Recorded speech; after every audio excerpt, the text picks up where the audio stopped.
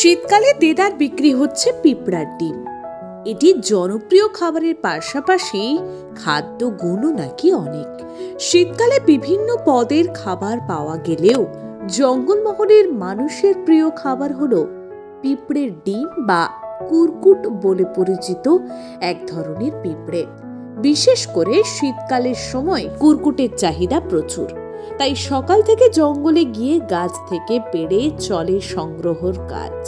লম্বা লাঠি হাতে জঙ্গলের উদ্দেশ্যে বেরিয়ে যান জঙ্গলমহলের মানুষজন।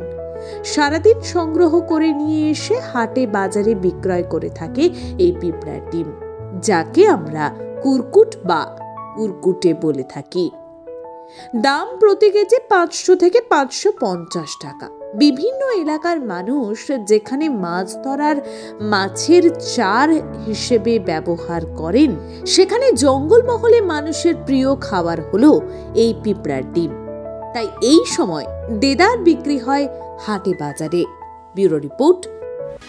আপনারা দেখছেন BCN বাংলা। প্লিজ চ্যানেলটি ফলো করুন।